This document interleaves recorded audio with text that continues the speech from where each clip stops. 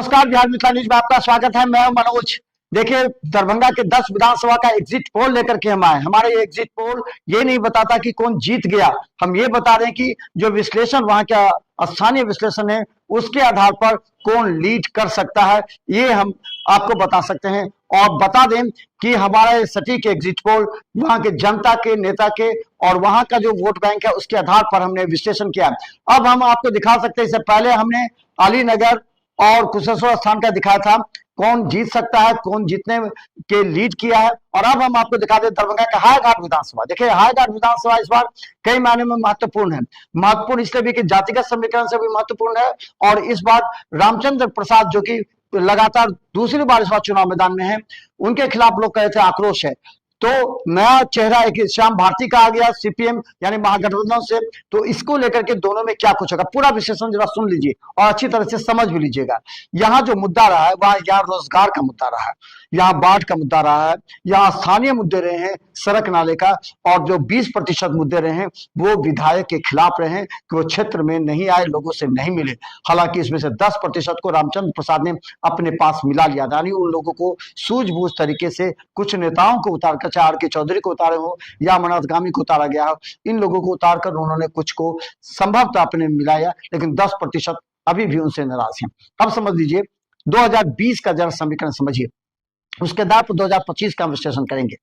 2020 में रामचंद्र प्रसाद को 67,000 मत आए थे, और हमारा जो विश्लेषण कर रहा है कि 20% जो एंटी इनकम्बेंसी इनके खिलाफ था उसको 10% उन्होंने अपने में मिलाया, लेकिन 10% जो था वो इनके खिलाफ मत दिया।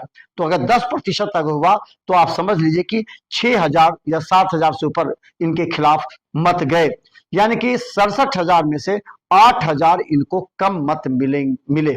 इस बार बता दें तो 67,000 से कम हो सकता है, तो 61,000 का मत इन्हें प्राप्त होना चाहिए पिछली बार के अनुसार, हम बता रहे हैं।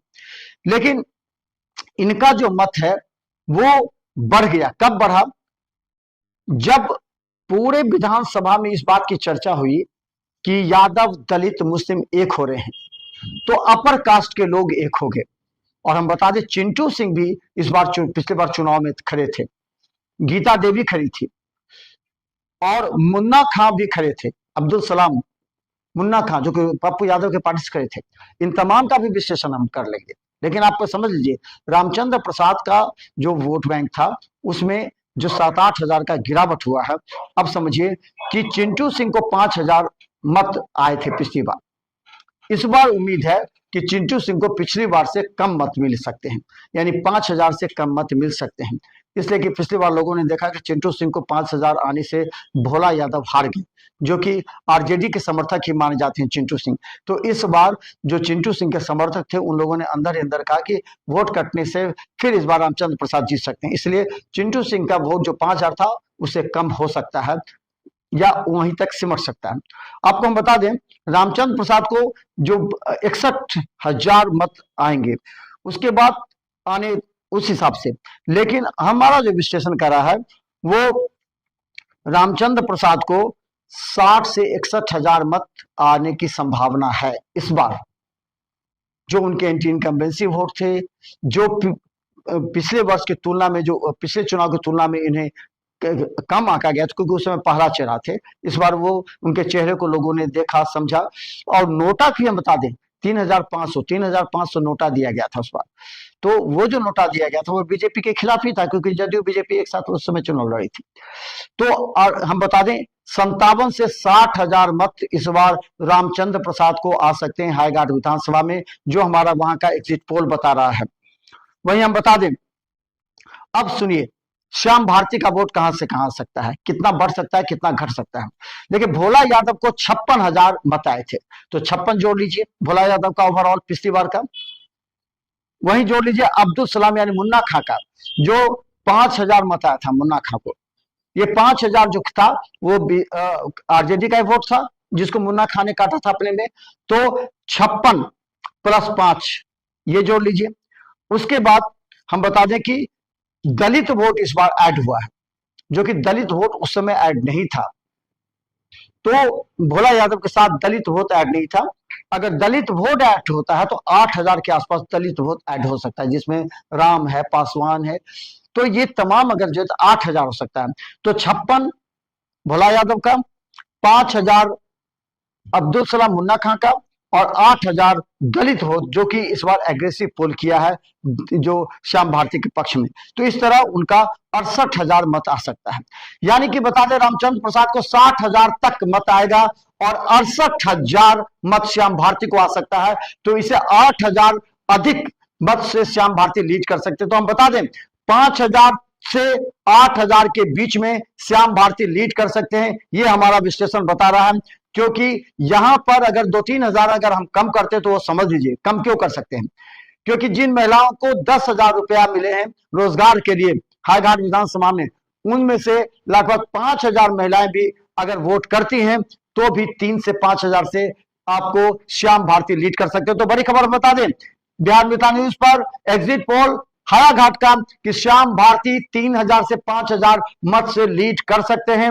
और हम बता दें इसमें बेहरी और हायाघाट 2 प्रखंड पड़ते हैं। दोनों प्रखंड का अनुपातिक जो विश्लेषण होगा उसमें यह बताएगा कि सभी विश्लेषणों में बेनीपुर कौन लीड करेगा, बेहरी कौन लीड करेगा और हायाघाट कौन लीड करेगा। हायाघाट से अगर श्याम भारती अधिक मतों से लीड कर सकते हैं तो बेनीपुर उन्हें बराबर कर सकता है। तो इस स्थिति में 3 से 5,000 मत से श्याम भारती का लीडिंग बता रहा है। तो हम बता दें बिहार मित्र न्यूज पर, क्योंकि हमने महागठबंधन को 2 दिया था जिसमें हायाघाट एक विधानसभा है जो महागठबंधन चुनाव जीत सकती है। 3 से 5,000 से सीपीएम के उम्मीदवार के रूप में श्याम भारती चुनाव जीत सकते हैं, क्योंकि उन्हें पिछले बार का सपोर्टिव वोट इन्हें मिला है, चाहे मुन्ना खां हो चाहे दलित का, क्योंकि इस बार मुस्लिम यादव दलित मिलाकर के वोट किया है। बता दें मुस्लिम पूरी तरह 90% वोट किया है, वही हम बता दें यादव 85% वोट किया है। और हम आपको बता दें 5-10% बाद में ये चीज फैलाया गया कि दलित हो गया तो यादव को कट सकता है, लेकिन फिर भी तेजस्वी यादव के कार्यक्रम के बाद 80 से 85% यादवों ने वोट दिया और दलित में भी 80% वोट दिया। इससे ये साफ आंकड़ा पता लगता है कि 57 से 60,000 मत आ सकते हैं रामचंद्र प्रसाद को और 68,000 यानी कि 62 से 68,000 के बीच श्याम भारती को आ सकते हैं। तो 3 से 5,000 एग्जिट पोल बिहार मित्र न्यूज को बता सकता है कि श्याम भारती 3 से 5,000 से मतों के अंतर से लीड कर सकते हैं। ये हमारा एक अनुमान है। हम बता दें वहां के लोगों के रिपोर्ट के आधार पर हमारा अनुमान है, ये सटीक नहीं है, ये इससे कोई नहीं है कि कोई जीतेगा, लेकिन हमारा रीडिंग श्याम भारती 3 से 5,000 के मतों के अंतर से जीत सकते हैं। ये बिहार मित्र न्यूज का एग्जिट पोल बता रहा है। लेकिन 14 नवंबर को आप अभी से ही सब्सक्राइब करके रखें, क्योंकि 7 बजे सुबह से आप फोन मत कीजिएगा, क्योंकि बहुत से लोग फोन करने रहते हैं कि कौन बढ़ रहा है।